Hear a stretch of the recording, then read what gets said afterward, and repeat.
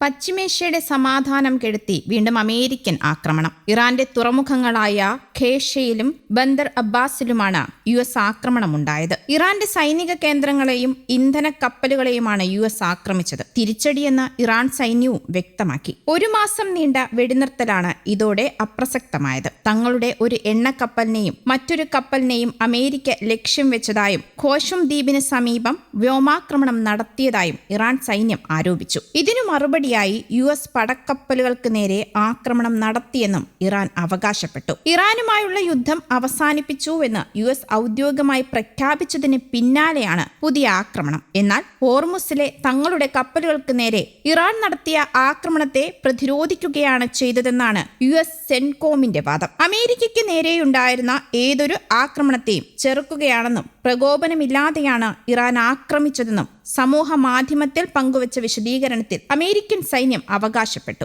ഇറാന്റെ ആക്രമണത്തിൽ കപ്പലുകൾക്ക് നാശം സംഭവിച്ചിട്ടില്ല എന്നും കുറിപ്പ് വ്യക്തമാക്കുന്നുണ്ട്. 1.5 ലക്ഷത്തോളം ജനങ്ങളാണ് ഖേഷും ദ്വീപിൽ കഴിയുന്നത്. ജലശുദ്ധീകരണ പ്ലാന്റും ഇവിടെയുണ്ട്. പടിഞ്ഞാറൻ ടെഹ്റാനിലും തെക്കൻ ഇറാനിലും സ്ഫോടനങ്ങളുടെ ശബ്ദങ്ങൾ റിപ്പോർട്ട് ചെയ്തുവെന്ന് ഇറാൻ വാർത്താ ഏജൻസികൾ അറിയിക്കുന്നു. എന്നാൽ നിലവിൽ സ്ഥിതിഗതികൾ സാധാരണ നിലയിലാണെന്നും വെടിനിർത്തൽ കരാർ ഇപ്പോഴും നിലവിലുണ്ടെന്നും US പ്രസിഡന്റ് ഡൊണാൾഡ് ട്രംപ് അറിയിച്ചിട്ടുണ്ട്. അതിനിടെ ഹോർമുസ് കടലിടുക്കിലൂടെ സഞ്ചരിക്കുന്നതിന് കപ്പലുകളിൽ നിന്ന് നികുതി ഈടാക്കാൻ ഇറാൻ സർക്കാർ ഏജൻസിയെ നിയോഗിച്ചതായി ഷിപ്പിംഗ് ഡേറ്റ കമ്പനി വെളിപ്പെടുത്തിയിരുന്നു. ഈ നീക്കം അമേരിക്കയെ പ്രകോപിപ്പിച്ചുവെന്നാണ് റിപ്പോർട്ടുകൾ പറയുന്നത്. പ്രതിദിനം 100-ലേറെ കപ്പലുകൾ സഞ്ചരിച്ചിരുന്ന ഹോർമുസിൽ ഇനി മുതൽ നികുതി നൽകി യാത്ര ചെയ്യുന്നത് ന്യായമല്ല എന്നാണ് US വാദം. യുദ്ധം അവസാനിപ്പിച്ചുവെന്ന് US അവകാശപ്പെടുന്നുണ്ടെങ്കിലും അങ്ങനെ സംഭവിച്ചിട്ടില്ലെന്നാണ് ഇറാൻ വ്യക്തമാക്കുന്നത്. ഇറാനുമായുള്ള ചർച്ചകൾ പുരോഗമിക്കുകയാണെന്നും ഏത് നിമിഷവും ഒരു സമാധാന കരാർ ഉണ്ടായേക്കാമെന്നും ട്രംപ് കൂട്ടിച്ചേർത്തിരുന്നു. ഇറാൻ ഒരിക്കലും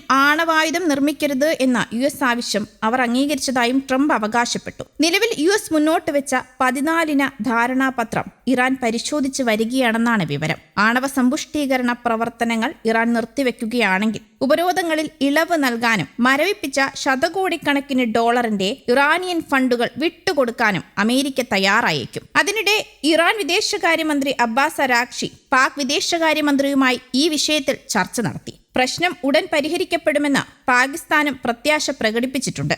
കഴിഞ്ഞ ദിവസങ്ങളിൽ ചൈനയും ഫ്രാൻസുമെല്ലാം ഇറാൻ പ്രതിനിധികളുമായി ചർച്ച നടത്തിയിരുന്നു. ഈ ആഴ്ച തന്നെ ഇറാന്റെയും US-ന്റെയും പ്രതിനിധികൾ നേരിട്ടുള്ള ചർച്ചയ്ക്ക് തയ്യാറാകുമെന്നും വിവരങ്ങൾ പുറത്തുവരുന്നുണ്ട്.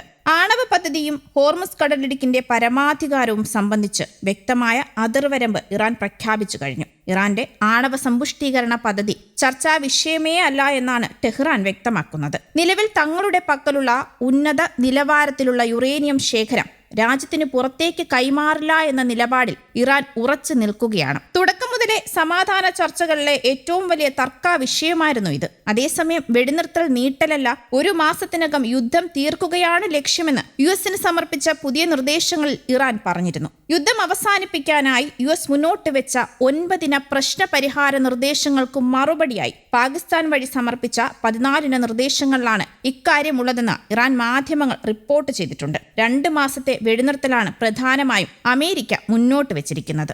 News desk Kerala Kaumudi.